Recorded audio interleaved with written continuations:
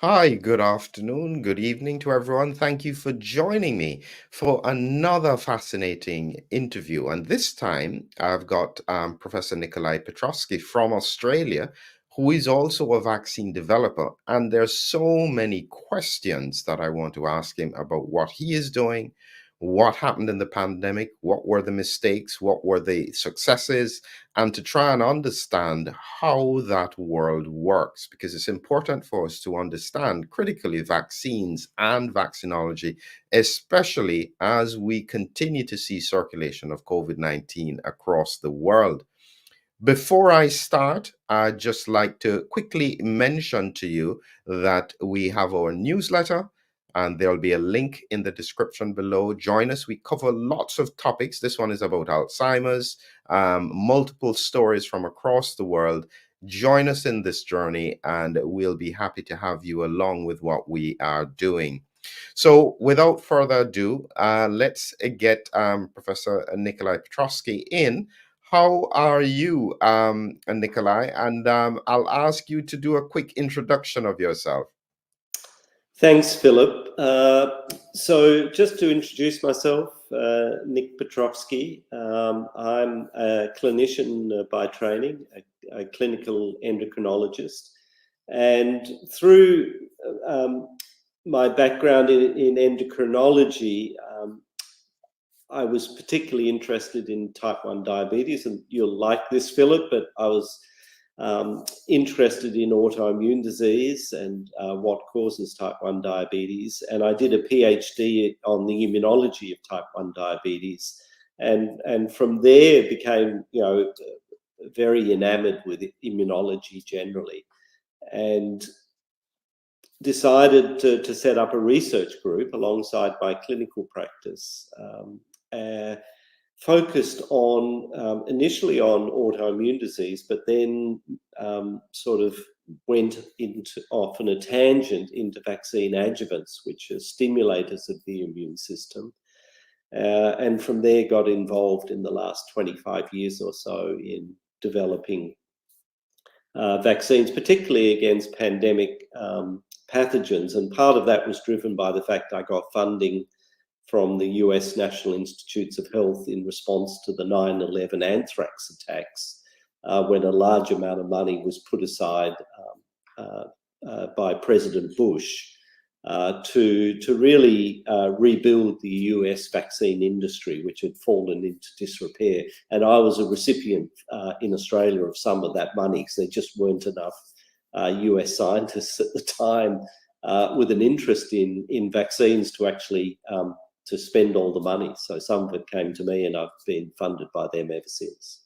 You know, you've raised an important point there, Nick. The falling into disrepute of the US vaccine industry. I assume this was the reason that President Reagan changed the liability laws in the US to try and stimulate it again. Yeah, look, it's an interesting, I guess, part of history, which was the reason that the US vaccine industry, through, the 70s and 80s, sort of fell into disrepair was because it wasn't profitable. The unit cost or price that vaccines were selling at was in the order of dollars a dose. And so most of the US vaccine manufacturing facilities, which were coming to the end of like their 30 or 40-year life, were getting shut by companies like Merck and Wyeth at the time, which became Pfizer. And they weren't building new factories because, as they said, it just wasn't profitable enough. So the US actually, which had been self-sufficient in vaccines in the 60s, by the 80s, they were making no vaccines. They were importing them, and it made the vaccine supply very vulnerable. And so, yes, one of the arguments that the industry made was, not only can't we afford to rebuild these factories unless we get a better price for our vaccines, but the liability issues had been increasing and increasing. Like, in other words, the payouts that for people who had a vaccine adverse event were getting larger and larger. You know, the whole US litigation industry problem. And so I think that's what drove certainly Reagan to say, all right, well, we'll cover the liability. You won't have liability if you make and sell vaccines in the US.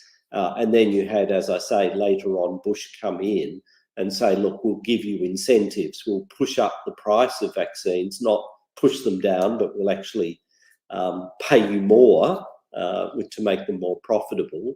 And also we'll give you like these other incentives, like government schemes to develop vaccines to reduce the cost of development. So that there were actually economic, I think, valid reasons for all of those things happening. Now, whether today they're still relevant and whether that some of them have been misused, that's a whole nother question. But at the time they happened, there were very good reasons for them being introduced. I think this is so important because many people don't understand the history as to where things have come. But as you know, in every single sector, you know, meaning like every time a government changes its tax regime, there are people who are starting to look for loopholes, and they will then find the loopholes, and then the government the next year changes it again to try and fix the loopholes. Do you think the vaccine industry then jumped into one of those loopholes, meaning that these were unanticipated things with regards to liability that occurred that suddenly made it very, very profitable to start developing vaccines and find those loopholes? Any thoughts on that? Well, certainly, you know, when I started my personal company, Vaccine, which was in 2002, and I talked to all the venture capitalists, they told me that, you know, they were not interested. There was no money in vaccines. That was in 2002. If you look, you know, in the last 3 or 4 years, I mean, there's been more money spent on vaccines than any other medical product, I think, in history. You know, we're talking, you know, over $100 billion has been spent on COVID vaccines.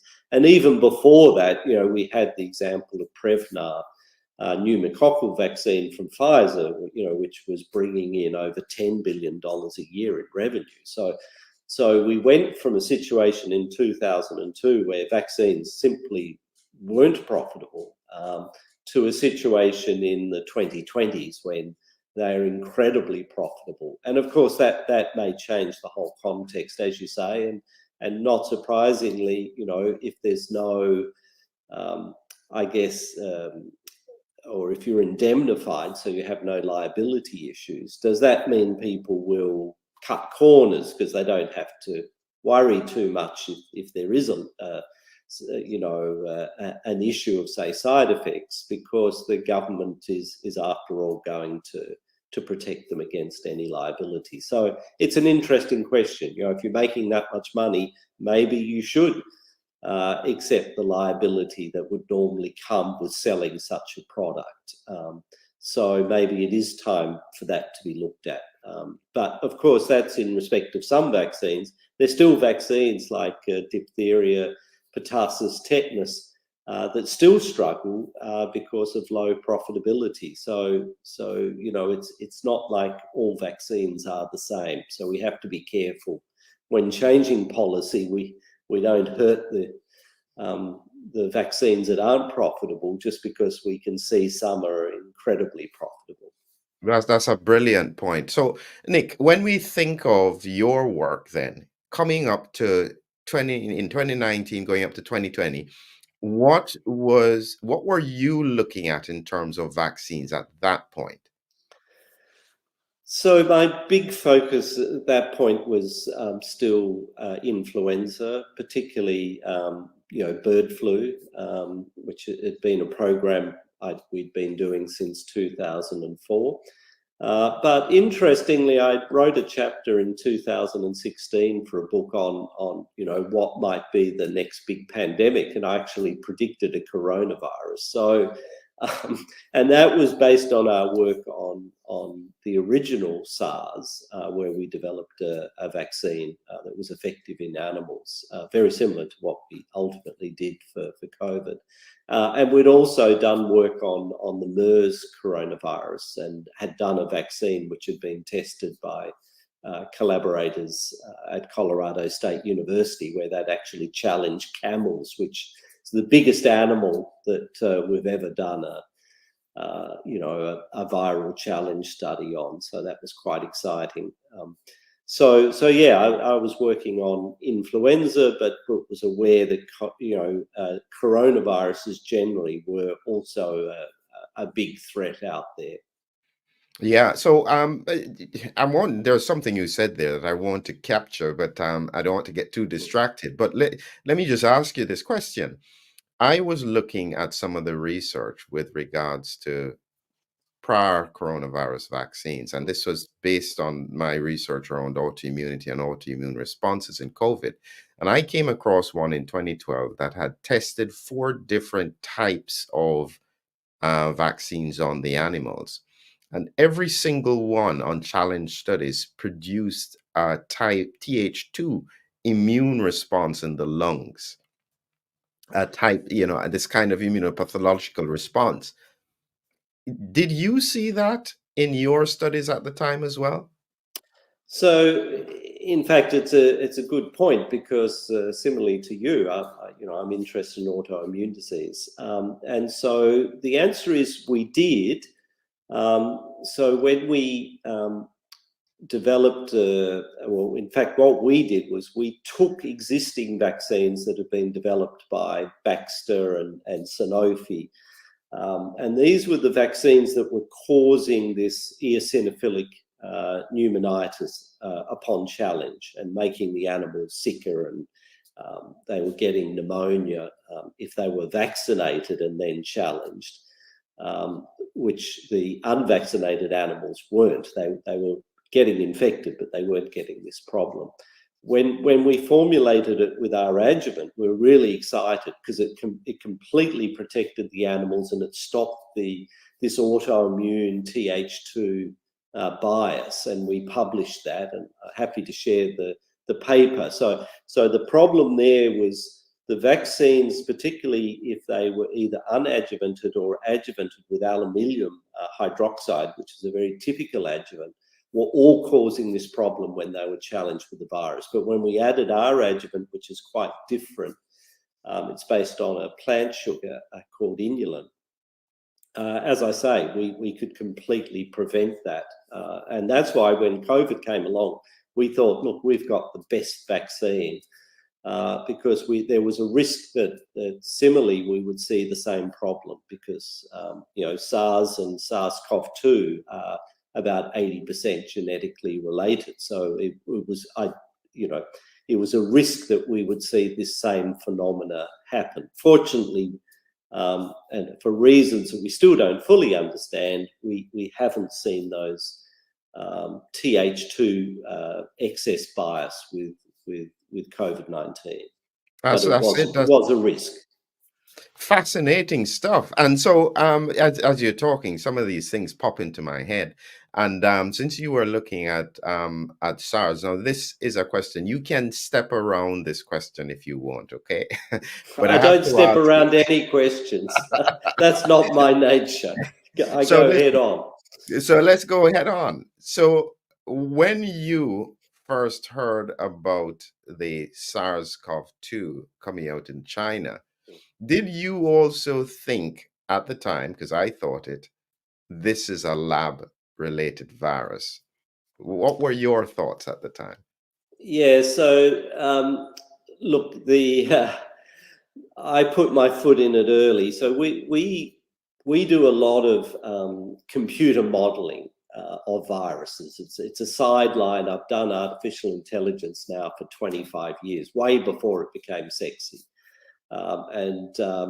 So we've modeled influenza viruses. The first thing we did when we got the genetic sequence of SARS-CoV-2, which was mid-January 2020, is I got my guys to simulate the virus, and we were trying to identify the human receptor, because at that point no one knew they didn't even know what the virus was, let alone what receptor it was binding to. So we created a in silico model of the spike protein to make a vaccine, so to understand the protein. And then I had this brilliant idea, well, why don't we get the different receptors that coronaviruses are known to bind to. Obviously ACE2 is the one of them, but also DP4, which MERS binds to.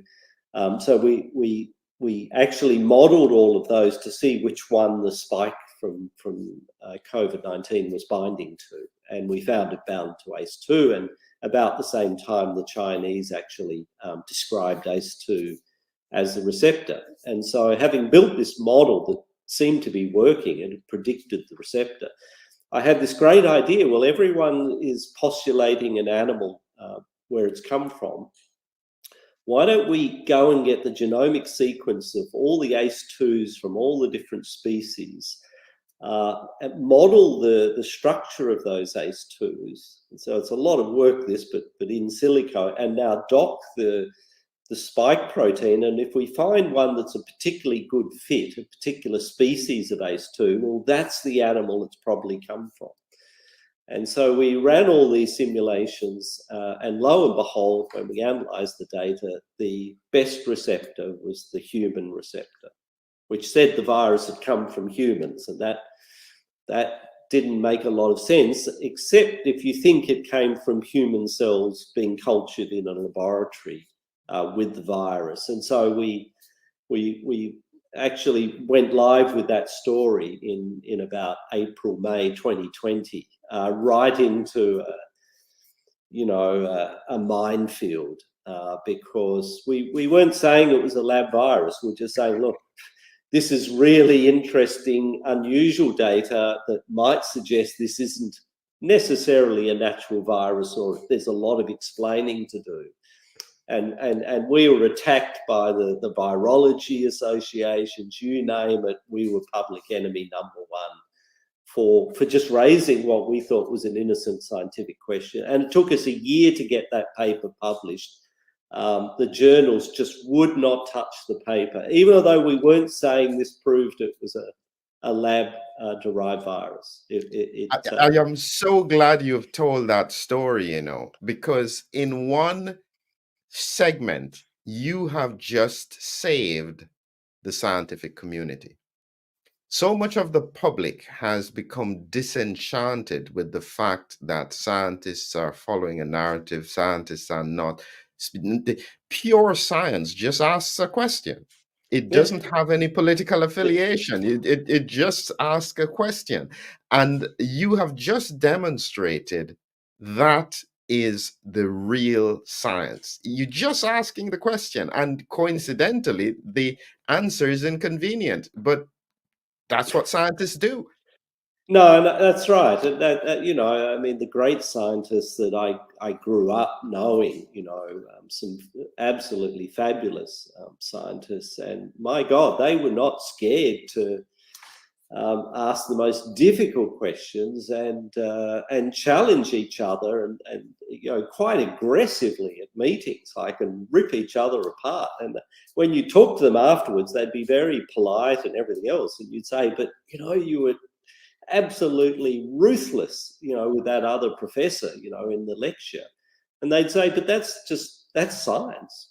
You have to tear data apart. You have to tear other people's hypotheses apart. You shouldn't be frightened to do that. It's not about being polite. It's about getting to the truth. And so I've sort of adopted that way of thinking, is never be scared to ask questions, to, look at what the data is telling you, and just accept it for what it is. But unfortunately, it's often politically incorrect. And so that's what we're seeing, is we live in a world now where you can't do good science.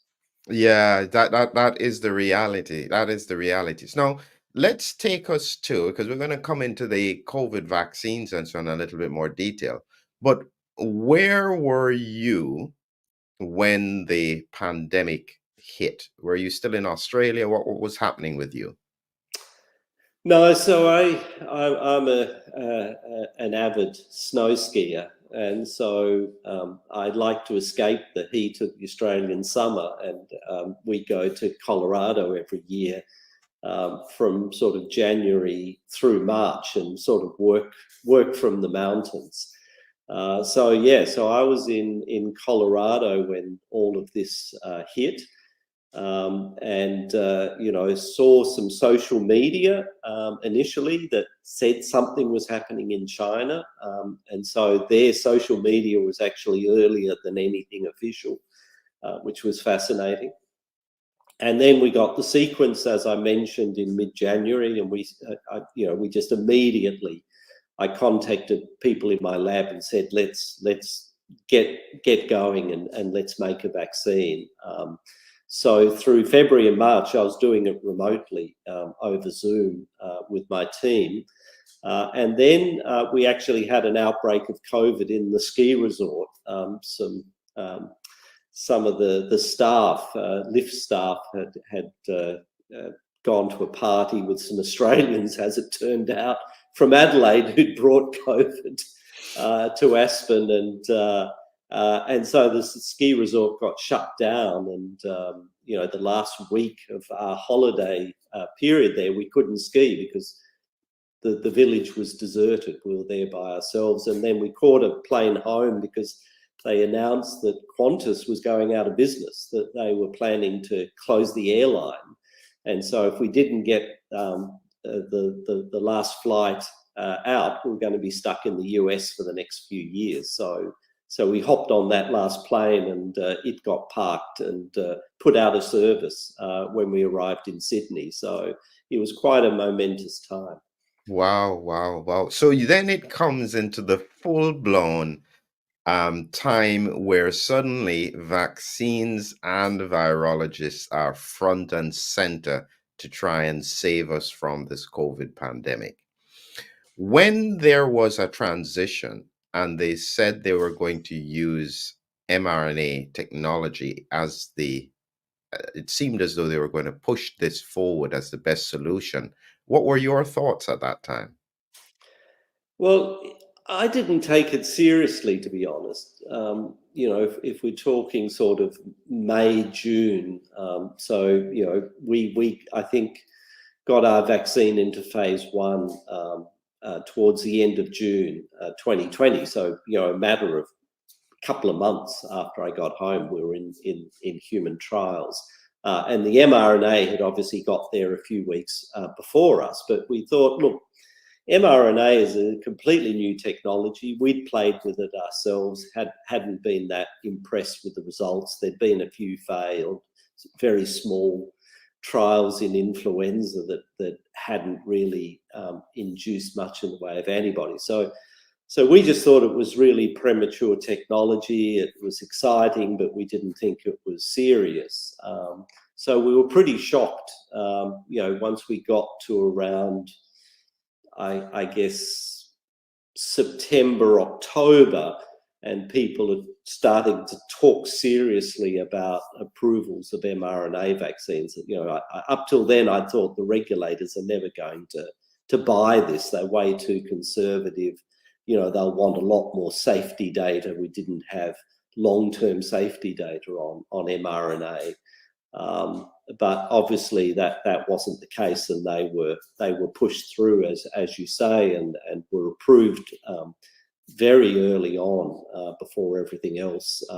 Around the same time, I think the adenoviral vector vaccines sort of became available a few months after the mRNA. But it caught us by surprise. It wasn't what I was predicting, and I know a lot of my colleagues similarly weren't predicting. Let me ask you now this, because you have a bit of hindsight. How in the world do you think they got this through the regulators? Because you're right, the regulators are normally very conservative. Were they just scared? Were they pressured? What? I think it was all the above. I mean, COVID was so political.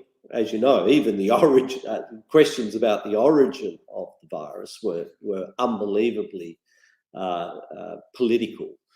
And then you had warp speed, which was the big initiative that Donald Trump launched to get a vaccine approved before he ran for re-election. And then I heard that Pfizer sort of held it up deliberately for a few weeks so that it wasn't approved until after the election.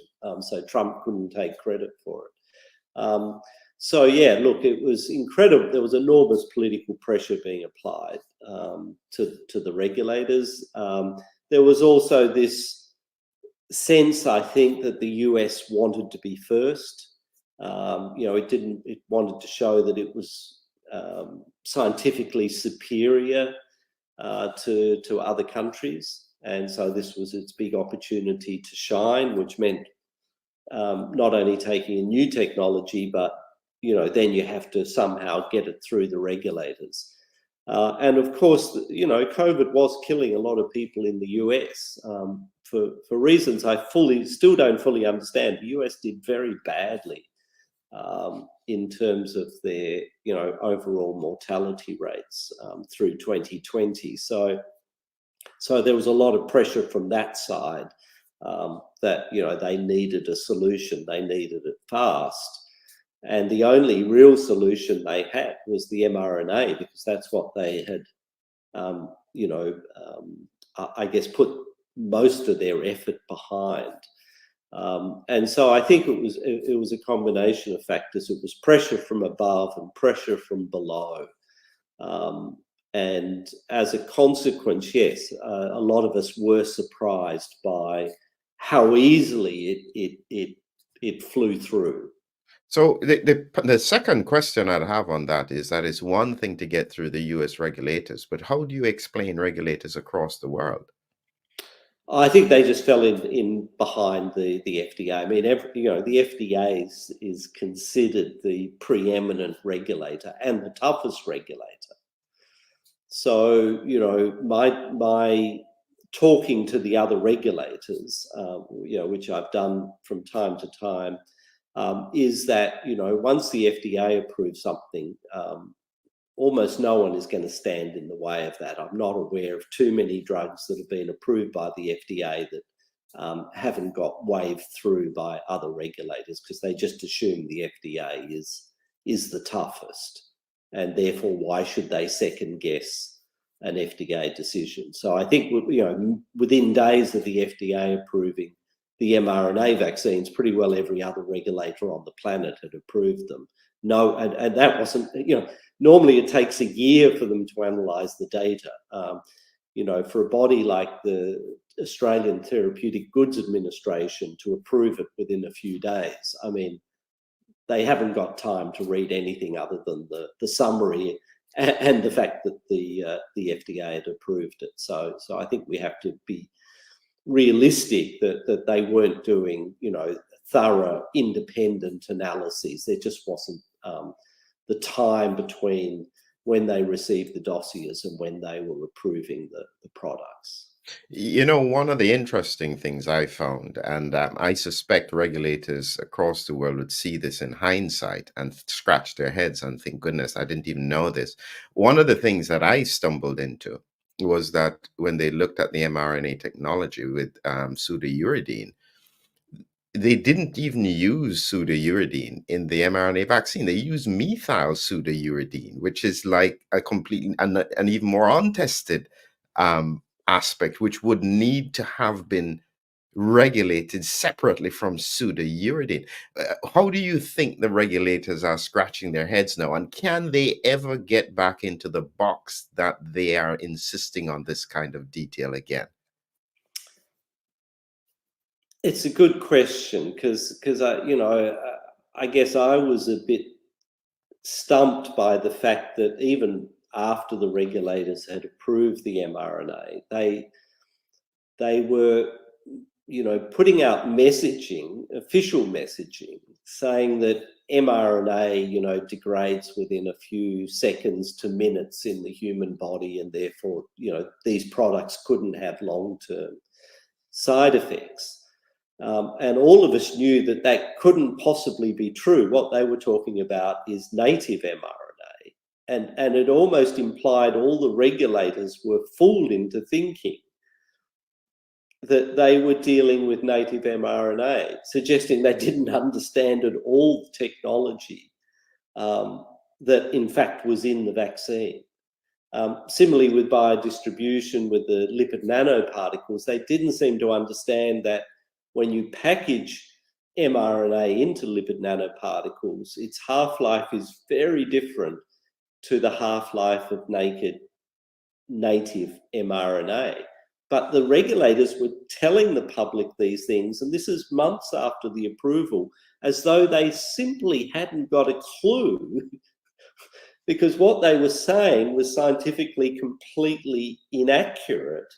It was true about, native mRNA and, as I say, unpackaged mRNA, but that had no relationship to what we knew was actually in these vaccines, suggesting that they hadn't connected the dots. And that was particularly scary when it was regulators who were making those errors and then talking to the media. And you're going, but my God, they don't seem to understand what it is they've actually approved and that they're regulating. They've fallen into this trap of talking about science that is completely unrelated. It's extremely worrying. You know what's fascinating here? The public has this view that if somebody says anything that is clearly incorrect, all the scientific community will jump up and say, no, that's wrong. They didn't get that. Why did that happen? So I think we've during COVID, we've seen more censorship than certainly I've ever seen in my lifetime of anything, scientific. In other words, the public health lobbyists got control of the media, and they sort of convinced the media that if the media allowed any questions, that would undermine the whole fabric of the pandemic response. And so even when you heard a regulators telling people that mRNA in these vaccines degrades within seconds to minutes, and that's completely scientifically false, the media would not allow that question to be asked. And where people did try to ask those questions, legitimate scientists, they got shouted down by the media and crucified for daring to ask those questions. So I think, our colleagues became terrified of actually saying anything in relation to, COVID epidemiology, modeling, vaccines. It was all off the agenda. You weren't allowed to talk about any of it because that might, as they say, which I think is very wrong, undermine public confidence by asking questions. So I think they got that wrong. I think public confidence comes from transparency. Yeah. Public confidence doesn't come from making a mistake or saying something that's incorrect and not having it challenged. I think the public would be more confident if they saw more challenges to some of what was being said, because some of what was being said was correct. A lot of it was completely incorrect, and it needed to be challenged, because even the public could, I think, in some cases see it was incorrect. And when there's no challenge, then, as you say, the public goes, but I understand that's rubbish, but where are all the scientists? Why aren't they sort of saying that's rubbish? And so is there a conspiracy here? Like, how is it all the scientists are silent? So it's dreadful. And again, science should be about, and public health should be about honesty and transparency. Yeah, I think this is such as I said, part of the reasons for having these open discussions is because we need to rebuild the trust in science again. The fact that fundamentally science is about the search for truth. Science doesn't have any affiliations to politics or finance. It's just trying to understand the truth. And somehow we have got caught in this web where science is no longer about that. And science is only about the financial bottom line or supporting a political affiliation. We've got to fix that, or else everything, the whole system of science will completely be demolished. It's some really serious times. I'm going to take you now to another side of the vaccines, and which is adenovirus vector vaccines. I understand what you thought about with mRNAs, but what were your thoughts with the adenovirus platform at the time? So again, adenovirus vector platforms have been around quite some time. I mean, they were used by Merck for one of the very large HIV vaccine trials, which unfortunately showed a higher rate of HIV acquisition in the vaccinated individuals than the unvaccinated. And so Merck had sort of discarded the adenoviral vector platform. And in fact, I think that's how, Sarah Gilbert at Oxford sort of picked it up as a rejected, big pharma technology that big pharma decided wasn't suitable and wasn't going to work. So I knew that there were issues with adenoviral vector, and it wasn't clear to me that those problems had been solved. And so I guess I was naturally skeptical, and I've never been a big fan on viral vectors myself. I guess I'm a protein guy, so maybe I have a bias there, but I like recombinant proteins because I don't have to worry about safety. Proteins are inherently incredibly safe. And then all I have to worry about is immunogenicity, which I know I can get through use of my adjuvants, which again are very safe. So yeah, I guess I wasn't a big fan of adenoviral vector, but I was happy to see the data. But the data wasn't that good, actually. If you really drill down into the phase 3 data, I mean, the efficacy was, it was borderline. And obviously that fell away quite rapidly, I think. And there were some studies like in South Africa where there was zero efficacy, which had me quite worried because although they had good efficacy in the UK, why would you see zero efficacy in Africa? So to me, it suggested, it wasn't quite as good as it was being made out. And then, of course, we saw the complications with the thrombosis. And from that point, I was not a fan. And so what do you think was the reason why at this point AstroZeneca pulled out? Because, it's the world has largely been silent on that question. They said it was more financial than anything else. But thoughts based on your experience in the industry? Essentially, companies don't like to admit a problem because that opens up all sorts of liability issues. So, the market for adenoviral vectors had disappeared years ago. They sort of kept it on the market, I think, more as a token.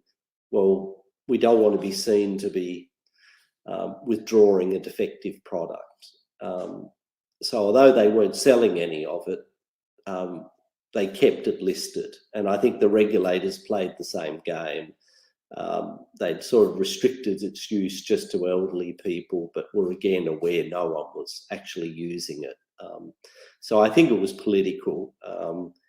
In reality, it wasn't a good vaccine to start with. And then once we saw these complications, no one was going to have it. So, again, in the early days, look, it I think, was fair game to roll it out.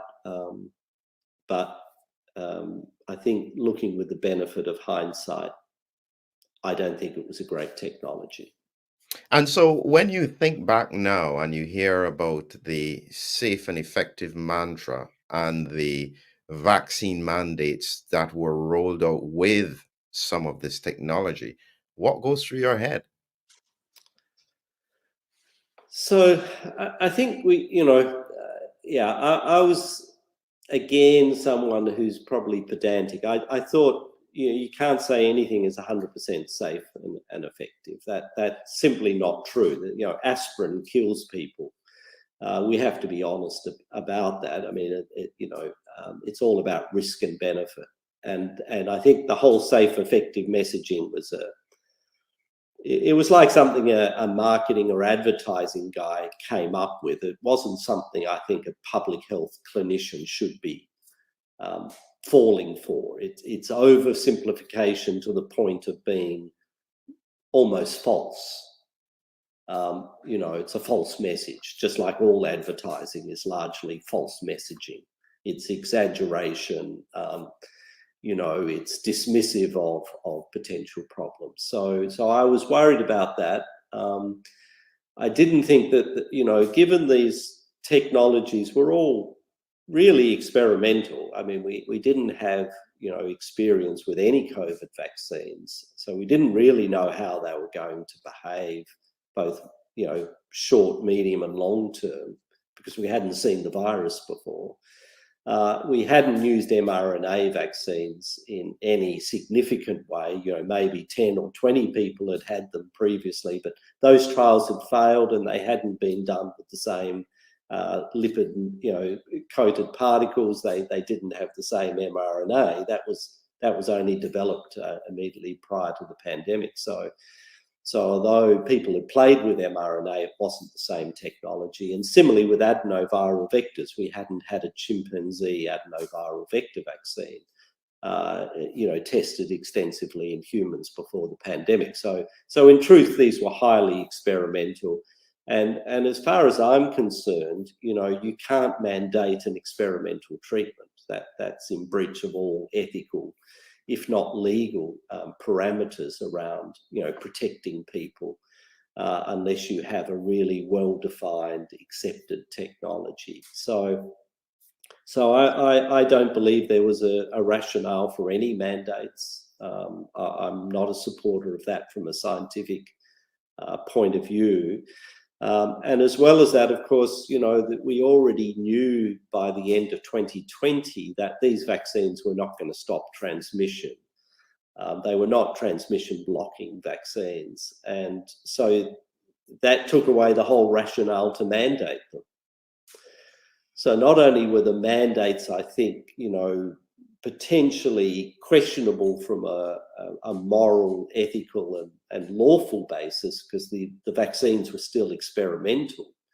But as well as that, they were, had no scientific rational basis, because, they were being imposed on the basis this was going to stop transmission, when we already knew that none of the vaccines could stop transmission. So the mandates made no sense.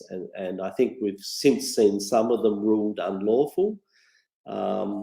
But, again, I think we need to look at this very carefully as to how did those mandates come about, and, what happens if we go back into a similar situation in the future. Will they happen again? Because I think they've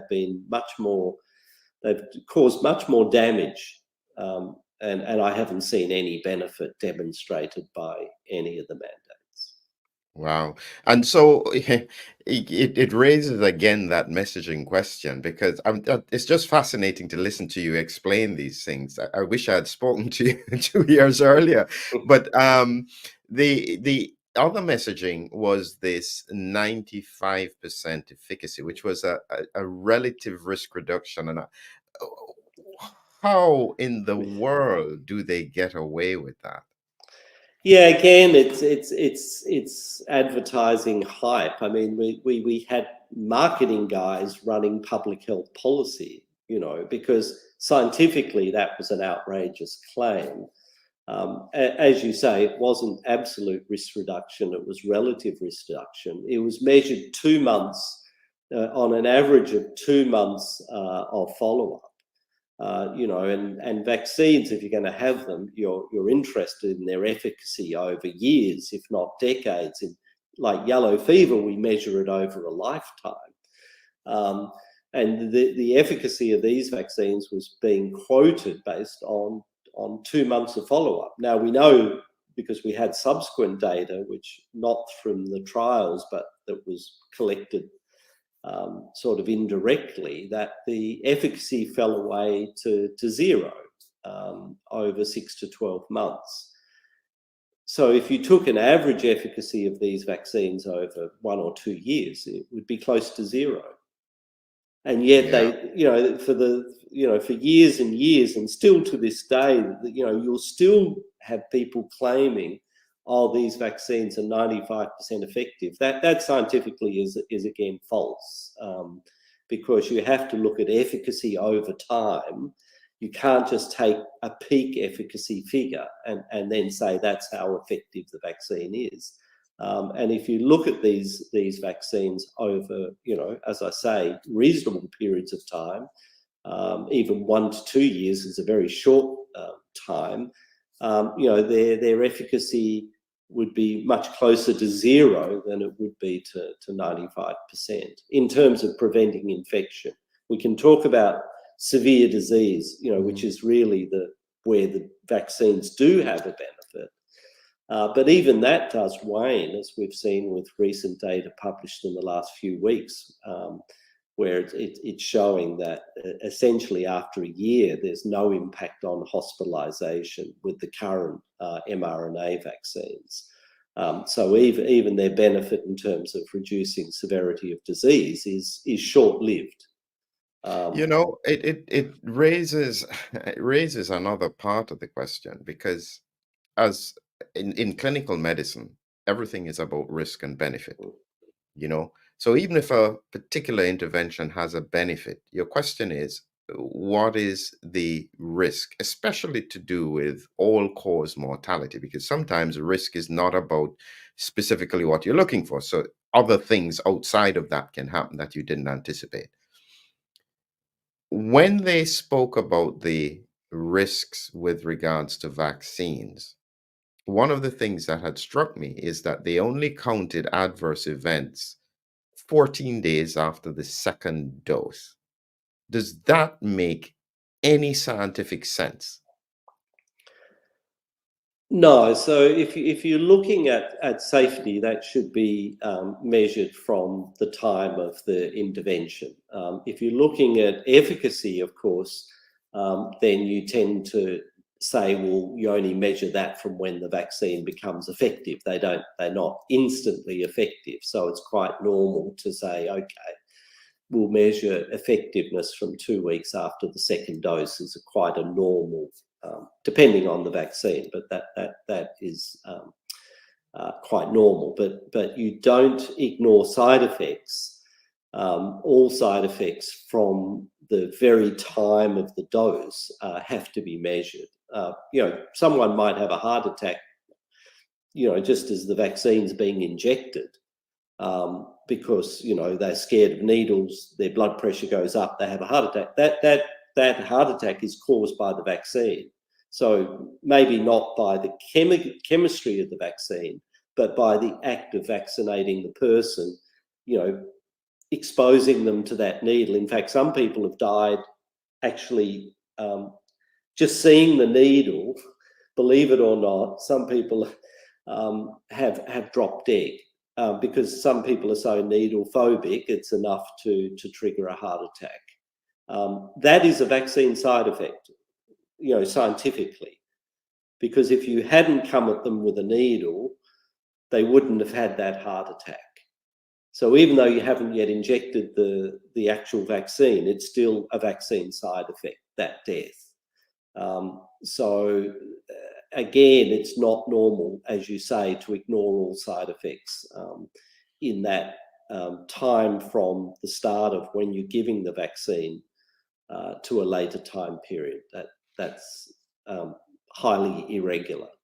And I'd take it further than that, because one of the things that I'd come across was, say, for instance, with the swine flu vaccine that caused narcolepsy, which the company still doesn't agree with, but payouts have been made across the world on it because it seems to be related to the vaccine. That can take a side effect that can take up to a year. Is it normal that after, say, about 42 days, it's almost as if you're not going to get side effects, and anything that happens beyond that is no longer relevant? I worry about that. Is that standard practice? No, so the FDA particularly have always been worried about late onset side effects, particularly things like autoimmune disease, because autoimmunity doesn't just happen overnight. It often has a long lead-in period. Similarly, for instance, if I'm not saying vaccines cause cancer, but if a vaccine, a technology or a chemical was to cause cancer, the cancer is not going to appear for years later. If we were to look at carcinogenic agents, like would you say we'll measure whether if you have your first cigarette in your life, we'll measure the incidence of lung cancer for 42 days after your first cigarette, and if you don't see lung cancer in that 42 days, we'll say that there's no possibility that cigarettes cause cancer? I think you'd Wow. agree that that would be nonsensical. Absolutely, yes. Yeah. So it certainly is the case that if that you get acute side effects with vaccines, say you get a sore arm, it's unlikely you'll get a sore arm in a year's time from a vaccine. It's going to happen straight away. If you're going to get a fever from a vaccine, it's going to happen within a few days. So those, what we call reactogenicity events, absolutely, they'll occur within the 42 days. There's no point measuring them afterwards. But if you're thinking chronic disease and there's some potential, for the, as I say, the chemicals that form part of that vaccine to cause long-term effects, then you have to look for years. And the FDA typically expect companies to look for that data, because even they, are always worried about the potential for long-term side effects, not just short-term side effects. Wow. Listen, where are people like you? Nick, this is some important stuff that the world needs to hear the analysis of it, and we don't have enough people like you who are willing to speak about this, because I guess you're right. A lot of people are afraid because it has direct impacts on their jobs or their business and so on. So it's very much appreciated that you are so candid and so clear in your explanations and your analysis. So let's look now at what you are doing. Now, your company, what's the name of your company again? So it's not very original. It's vaccine, but with an X, VAXINE. Easy to remember. And so Yes. you guys are developing a protein-based um, COVID vaccine. Explain Yeah. the logic Yeah. of that. All right. So this is really it goes back to the original SARS coronavirus outbreak, because that's when we started developing our first coronavirus vaccine. And it uses the same approach we used for COVID. So we basically take the part of the spike protein that sits outside of the cell membrane. So it's what we call the extracellular domain. We then make a synthetic gene for that part of the spike protein, and we use a plant virus, or it's actually it's called a baculovirus. It's a virus that infects caterpillars, so insects, and we have these caterpillar cells that grow in a broth, and we get the gene for the protein put into those insect cells, and then they express the spike protein, which gets secreted out of the cells into the broth, and then we purify the protein from the broth and then formulate it with our sugar-based adjuvant, and that becomes the vaccine. So I've got here a spike protein, and this is the virus, just in case people don't know. All of these represent spike proteins on the surface. So in effect, you're taking not the part of the S2 is cut off. So you're going just from this bit here, so probably about here, and you then make this protein. What happens with the ACE2 receptor binding domain? So the ACE2 is the top where you're pointing right now. So that folds into the trimer. So there are three of the proteins that assemble into that cone-like structure. That needs to happen, because if you don't induce the right type of antibodies. So you have to get that particular structure right, and that was the difficulty of the protein-based vaccines. It's easy for that to go wrong. But in any event, once you've got that structure, that will bind to ACE2, and it will also induce neutralizing antibodies that now are able to bind the viral spike protein and stop the virus actually binding to ACE2.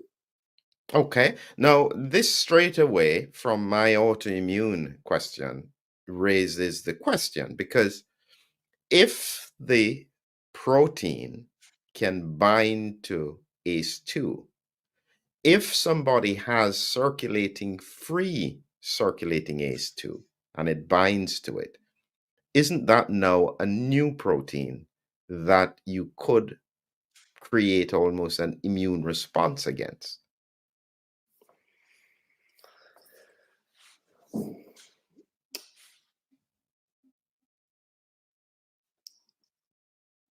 Potentially, except that you normally have tolerance to self-proteins. So if you have a complex of a foreign protein with a self-protein, the immune system does tend to still focus on the foreign protein.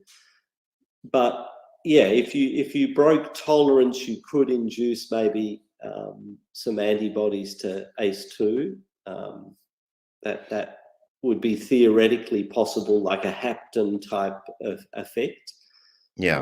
We certainly haven't seen that, and I've not seen anyone else describe that, because you would then expect, if you have antibodies to ACE2, you get vascular issues, because you'd get either triggering of ACE2 or you would get blocking of ACE2, and that of course would have quite severe physiological effects.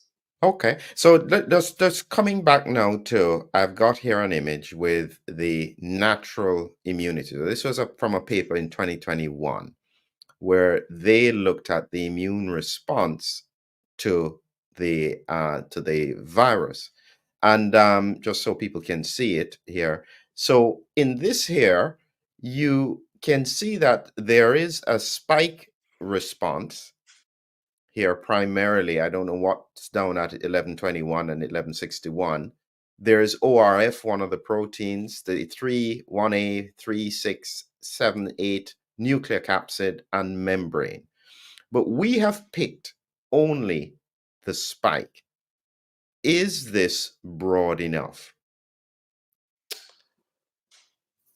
Well, I guess the reason that we focus on the spike protein is that we know we can induce neutralizing antibodies against it. And if we induce neutralizing antibodies to a virus, then we can stop viral infectivity.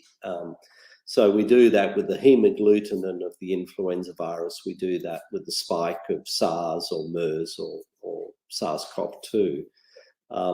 And we know from animal challenge models that that's a very effective, if we can get enough of those right type of neutralizing antibodies to the spike, we could prevent symptomatic disease. So a lot of these other viral proteins are not actually,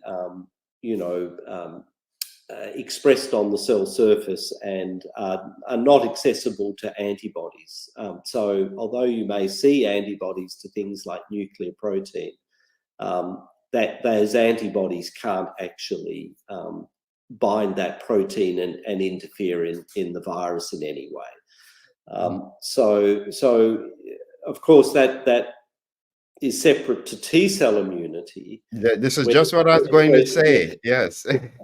So of course, yes. I mean, there's arguments about why T-cell immunity can be generated, say, to nuclear protein that cells are expressing that are virally infected, and that way the T cells will recognise this cell is infected by virus, I can kill it. But in fact, because we're using the full-length spike protein, we found there's quite a lot of T-cell epitopes in the spike protein that we're using. And we've shown using animal models that those T cells can kill virally infected cells, just relying on those spike protein T cell epitopes. So we think that there's enough T cell epitopes and B cell epitopes just in spike protein to protect them. We've shown that. We can show it in monkeys and hamsters and ferrets. That we can actually block the viral infection just using a spike protein. Would it be better if we added other proteins? There's certainly papers that have looked at that. And, you know, the complexity is, you know, it's almost like having to create two vaccines. So if you want to use two proteins in your vaccine, you have to make them separately. So you're actually making two vaccines. So it doubles the effort, it doubles the cost. If you're going to use three proteins, it triples it. So logistically, the question is, you know, in terms of bangs for your buck, you know, if you've got 80% of the benefit already with spike protein, can you justify doubling the cost and doubling the effort to get another 10% on top of that by adding a second protein in? And so theoretically, yes, but practically, for the most part, the answer has been no. So here is now the question that I think I'm planning to ask at some point.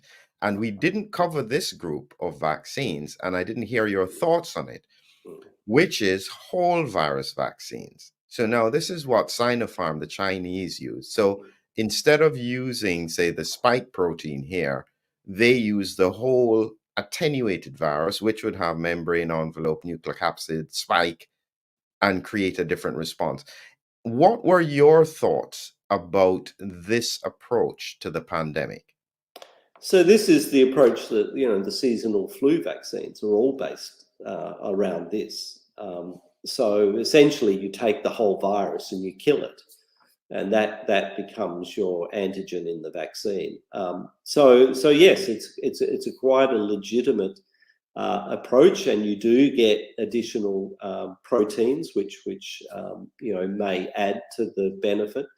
The problem with the Chinese killed virus vaccines, because we looked at this closely, because I quite like killed vaccines for the reasons you mentioned, is that there was no standardization of the amount of spike protein in them. And remember, spike protein gives you 80% of the benefit of the vaccine. The problem was, and this is where it's different to flu vaccines. So flu vaccines, the amount of hemagglutinin is actually specified. And so you ignore the amount of how much virus you've killed, and you have to achieve 15 micrograms of hemagglutinin to get an approved flu vaccine. With the Chinese vaccines, if they had done the same thing and said, okay, you have to measure how much spike protein is in your vaccine and that needs to be standardized, I think they would have been a lot more effective. But when people have tested them, what they found is very variable levels of spike protein, because it wasn't being standardized from batch to batch even, and very small amounts of it, which was nowhere near enough to give good levels of antibodies. What we thought would be the best solution is for them to take our spike protein and add it back to their inactivated. I think they would have ended up with a brilliant vaccine, because that way you could have made sure that you had enough spike protein, the synthetic recombinant spike protein, added to the inactivated virus. I still think that would have been the best, and our adjuvant, of course, because we've got that is a brilliant concept, because I think that effectively now, I mean, the pandemic has swept through, and at the moment, we only have either natural immunity or hybrid immunity. I don't think there's anything. I think everybody has been exposed. Now, one of the big questions I had early in the pandemic was to do with the fact that this is a pure respiratory virus that can cause systemic effects if it gets in the bloodstream. Why didn't we put more focus on developing vaccines that block at the mucosal level, so it's harder for the virus to infect, rather than targeting the systemic system to deal with the virus once it gets in the bloodstream? What could have been the reasons, thoughts? So the reason that we use injected vaccines is to induce high levels of immunity inside the body. And what that achieves is it stops us getting serious disease. So you're right, it doesn't necessarily stop us getting a mucosal infection and getting virus in our nose. But what it's very good at doing is stopping that virus going down into our lungs and elsewhere in the body and killing us. And that's why the vaccines, even for COVID, their best properties have been prevention of pneumonia, prevention of severe disease. So do it the opposite way and have a mucosal vaccine. The problem is that there aren't that many good examples of highly efficient mucosal vaccines. It's not easy to do. They tend to be very weak, and if they don't work, you've got no protection against severe disease, which after all is what you're trying to achieve. That's the first thing you're trying to achieve, is prevent severe disease. After that, you'd like to stop transmission and which means having a mucosal effect. So the way I see it is quite different. So we start, and we've done this in monkeys now, where we start with an injected vaccine to give that initial strong systemic protection. And now we give them a mucosal booster on top of that systemic immunity to now protect the mucosa and stop transmission. And we're actually, we've just published a paper in monkeys where we were doing that, where it looks like that is the best strategy, is parental prime and mucosal boost. That makes perfect sense. That makes absolutely perfect sense. And actually, because of what we're seeing here now, because I'm surprised that the scientific community is not asking more questions about why is COVID circulating so highly. This is not endemic circulation in highly vaccinated regions. My thought, and I want you to take it apart, is that the vaccines actually are really good at stimulating the immune system. Actually, the question is, they may be too good. They may induce too strong an immune response, which causes immune focusing. And so now, instead of you having that broad immune response that you saw with natural immunity, you are having people who are having a very spike-specific immune response, and that's where the virus tends to vary. And so therefore, even after they have had infection, they can't adjust their immune system for the changes in the spike. Any thoughts on that? Look, I think it's a very valid point, but you shouldn't sort of lump all vaccines together.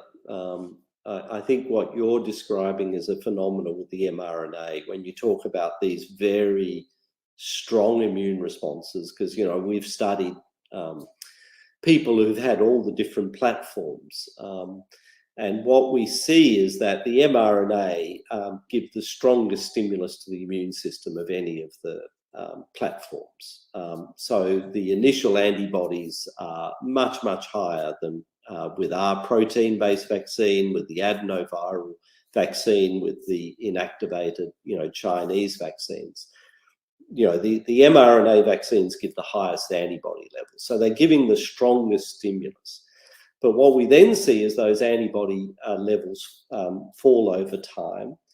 And then we start to see these unusual effects where, we get switching to IgG4, which is an antibody that we induce in people with allergy. It's a tolerance antibody. It's not an antiviral antibody. The antiviral antibodies, the best one is IgG3, and the next best one is IgG1. But IgG4 is non-inflammatory. It doesn't kill viruses.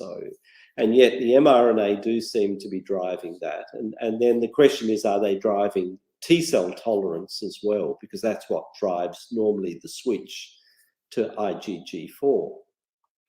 Mhm. So I think that there is a suggestion, and again, I look carefully in the data for this, and I think you can see some signals where people who've had mRNA vaccines, they get an initial big rise in antibodies that, reduces their risk of infection. But as those antibodies fall, they seem to go the other way. And I think, the best paper I've seen on this came from the Cleveland Clinic, where they looked at all the doctors and nurses. So they have a sort of 35,000 sort of captive staff, and they swabbed them regularly. And then they looked, and they published saying that the finding was the more mRNA vaccine doses they had, the higher their risk of infection. So the people who'd had 6 doses of mRNA were actually getting more episodes of infection than the people who'd had, 3 or 2. So it did suggest that somehow there was something very unusual happening along the lines that you're alluding to. But we don't see that, interestingly, when we look at our data with the protein-based vaccine. We see the opposite, which is quite, I find quite fascinating, that we induce lower antibodies. They wane quite rapidly. So after 3 or 4 months in our monkey studies, after 2 doses, they had no antibody left. It went. But when they were challenged with the virus, they were completely protected.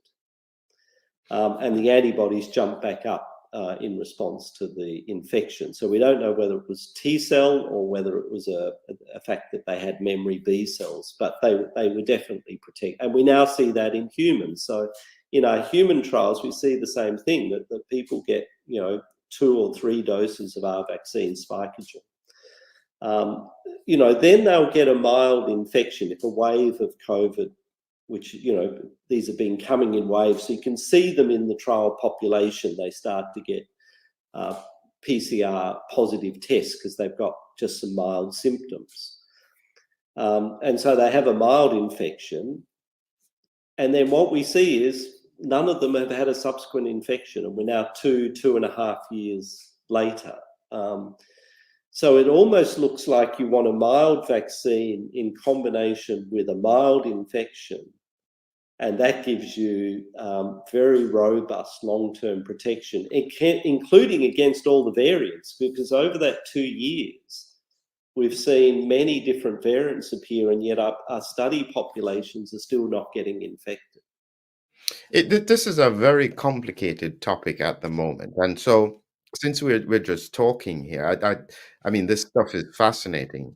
I'm going to bring now in somebody who I've spoken to for years, which is Gert Vanden Bosch. He very concerned at the beginning that we were vaccinating in a pandemic.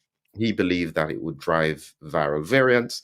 Some people would argue that it happened because of the unvaccinated. I disagree. I think that there is possibly likely to be a strong connection with the fact that the variants are coming up. Now, I'm going to take it a bit further because I think that where we are now is around my concern about autoimmunity.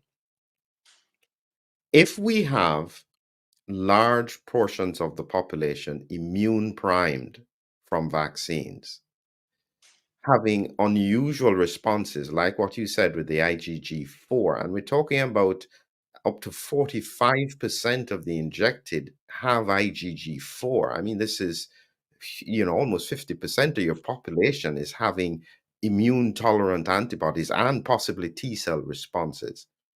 We're now going forward with variants coming faster and faster. He's predicting that there is going to be a highly evasive variant, which is going to cause mayhem. Tear it apart. So I think, I can't speak to the effects of mRNA because we've never used it before. So what, just what it's doing to our immune systems in terms of shaping them, we can only speculate about. We have no knowledge about that. I think in terms of a single variant coming through, we now globally, different populations have been exposed to different variants. So the great thing is that we now have a diversity of antigenic experience around the globe. So if you remember, South Africa had the beta variant early on, which went through the whole of South Africa, but a lot of countries didn't get exposed to that, we had gamma, I think, in South America. So the world's populations are not the same. They've seen different variants, and that's good because what it means is if you get a new variant come up, some populations are probably going to be protected against it or because of what they've had in the past. Other populations may not be. So the idea that one new variant will come and wipe out everyone is I don't think a realistic scenario. Could people having had a particular vaccine, if everyone had had the same vaccine, could that sort of polarize things? I think potentially, because as I say, I think diversity is good, and that's why I think having lots of different vaccines of different platforms out there is good because it means not everyone is the same, which means the virus can't just find one solution and wipe out everyone. The fact that so many billion people have had mRNA, could that have made it more homogeneous and make it easier for the virus? Potentially, because they'll all look the same. From the virus's standpoint. So if it finds a hole in that repertoire, yes, the virus may find a way to exploit that as viruses do. But, there's an enormous amount of unpredictability because really these are experimental technology. I mean, they hate, I've been told, I'm not allowed to use that expression. And yet, they can't tell me how to predict how the mRNA is going to behave. They can't tell me what's the mechanism of the myocarditis. I mean, and they can't tell me how long the mRNA stays in the body. It's certainly not minutes or hours. We now have very good data. Potentially it's months, maybe even years. But the fact that we can't get definitive answers on that says it's still experimental. We still don't know. And so we have to have open minds. So could Gert be right? I know Gert very well. Look, I guess, I'm hoping he's wrong. Gert does have some incredible flights of ideas. I think there's certainly potentially truth among that, but I think maybe he's looking at a very worst case scenario. And I don't think we've seen evidence to suggest that we're heading in that direction, fortunately. But he's entitled to speculate and have his ideas. I don't have to necessarily agree with them. And I do think it would be a worst case scenario. And, hopefully it won't be the case. Excellent, excellent. So we're coming to the end here now, Nick, and I think what I have taken away from this is one of the ideas that you've said, which is that the combination of the protein with the whole virus, like the attenuated, would have made perfect sense. And I think just in case we have another pandemic like that, where we have this kind of situation, one, don't gamble, stick with what you know, and try and make it work as effectively as you can. Now, I suspect we are moving into another wave. And I'm saying this from just observing what's happening on the ground. There is another wave building, which is probably KP3, maybe another variant.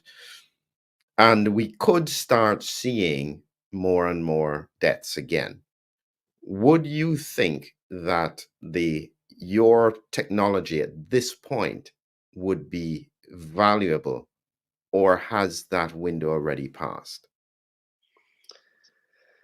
Look, no, we rolled our technology out in the Middle East, so we did 8 million doses of it. So we certainly saw its effectiveness. In terms of improving on that technology and developing a mucosal booster, that's exactly what we're doing right now.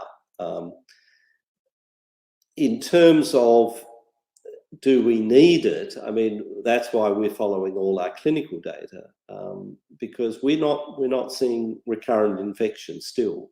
Now we may, in the next 12 months, start to see people who've been vaccinated with our vaccine get infections, but to date we're just not seeing it.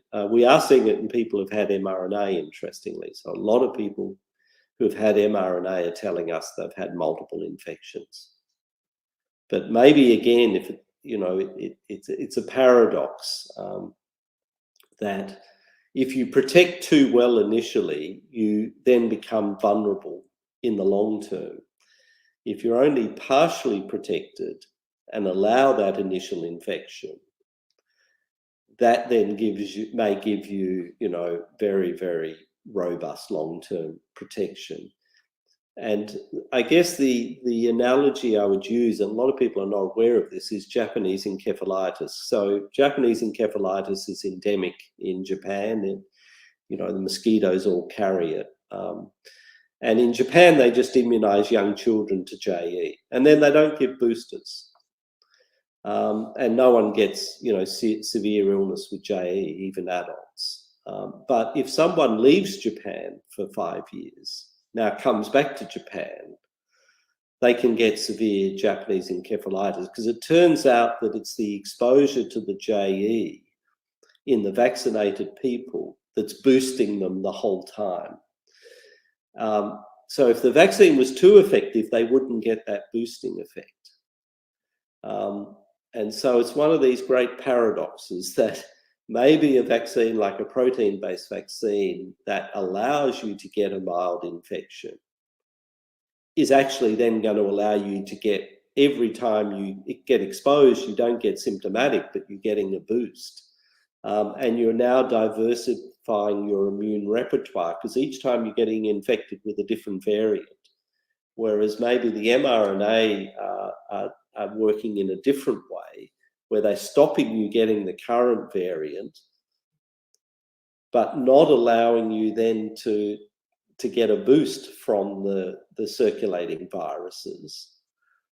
And so you're not actually building as robust an immune repertoire. So paradoxically, the stronger vaccine may be not the best long-term candidate. So I know it's very complicated, but that's how I'm now seeing the data sort of seems to fit that type of situation, where the milder vaccine may give you the best long-term protection because it allows you actually to get a mild infection.